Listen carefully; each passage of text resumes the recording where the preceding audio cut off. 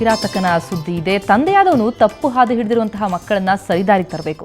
ಆದ್ರೆ ಇಲ್ಲೊಬ್ಬ ತಂದೆ ಇದ್ದಾನೆ, ಮಗಳ ಮೇಲೆಯೇ ತನ್ನ ಕಾಮ ತೃಷೆ ತೀರಿಸಿಕೊಂಡಿದ್ದಾನೆ. ಇವನೊಬ್ಬ ಭಂಡ ತಂದೆ. ಅವನು ಮಾಡಿರೋ ಕೆಲಸ ಏನು ಅಂತ ನೀವೇ ನೋಡಿ.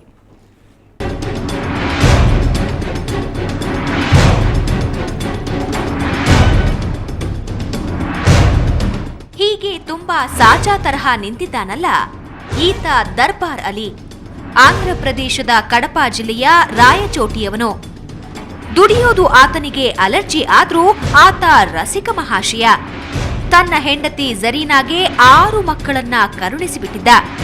4 ಹೆಣ್ಣು 2 ಗಂಡು. 6 ಜನ ಮಕ್ಕಳಾದ ಮೇಲೆ ಇನ್ನೊಂದು ಮಗುವಿಗೆ ಹೆಂಡತಿ ಗರ್ಭವತಿಯಾಗಿದ್ದಾಗ ತವರು ಮನೆ ಬೆಂಗಳೂರಿನ ಶಿವಾಜಿನಗರಕ್ಕೆ ಬಂದಿದ್ಲು.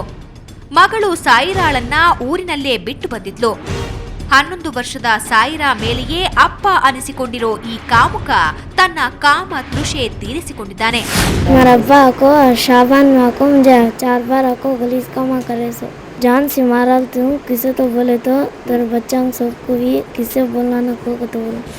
3 ತಿಂಗಳಲ್ಲಿ ಸಾಯಿರಾ ಮೇಲೆ 4 ಬಾರಿ ಅತ್ಯಾಚಾರವೆಸಗಿದ್ದ ತಂದೆ ದರ್ಬಾರ್ ಅಲಿ ತುಂಬಾ ಸಾಚಾ ತರ ಓಡಾಡ್ಕೊಂಡಿದ್ದ. ಆದ್ರೆ ಇನ್ನು ಪುಟ್ಟ ಬಾಲಕಿ ಸಾಯಿರಾ ತಂದೆ ಕಿರುಕುಳ ತಾಳಲಾರದೆ ಅಮ್ಮನ ಬಳಿ ಅಪ್ಪನ ಕೀಚಕತನವನ್ನ బాయబెట్టిದ್ದಾಳೆ. నాకు భయపెట్టినాడమ్మా, గడి పెట్టేసినాడు. నేనేం చేయలేను, దిక్కు తెలీదు నాకు. గొమ్ము పనుకోమే అన్నాడు. నేను పనుకున్నా. ఏం చేయాలమ్మా నేను? ఆ టైంలో అర్ధరాత్రి అందరూ పనుకొని ఉంటారు. 12 గంటలు 11 గంటలకు దాకా ఆ ఊర్లో తొందరగా పనుకుంటారు. ఈ నా కొడుకు తాగేసి వచ్చి బిడ్డ మీద ಬಲವಂತ చేసినాడు. ಮಗಳ ಮೇಲೆ ನಡೆಸಿದ ಕಾಮದ ತೃಷಿಯನ್ನ ತಂದೆ ದರ್ಬಾರ್ ಅಲಿ ನಾಚಿಕೆ ಇಲ್ಲದೆ ಒಪ್ಪಿಕೊಂಡಿದ್ದಾನೆ. నా సొంత పూసితోనే చేసినాను. 4 సార్లు. ఏమి అనిపిస్తుంది మీకు? తాగి మత్తులో చేసినాను సార్.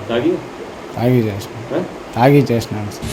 ತಂದೆಯ ಕಾಮ ಪಿಶಾಚಿತನಕ್ಕೆ ರೊಚ್ಚಿಗೆದ್ದ ಪತ್ನಿ ಮತ್ತು ಆಕೆಯ ಸಂಬಂಧಿಕರು ಪೊಲೀಸರ ಮೊರೆ ಹೋಗಿದ್ದಾರೆ. ಸದ್ಭಾವನಾ ಸಂಘಟನೆಯವರು ಪಾಪಿ ತಂದೆಯ ವಿರುದ್ಧ ಹೋರಾಡಲು ಕುಟುಂಬದವರ ನೆರವಿಗೆ ನಿಂತಿದ್ದಾರೆ. ರವಿಕುಮಾರ್, ಕ್ರೈಮ್ ಬ್ಯೂರೋ, ಸುವರ್ಣ ನ್ಯೂಸ್ 24/7 ಬೆಂಗಳೂರು.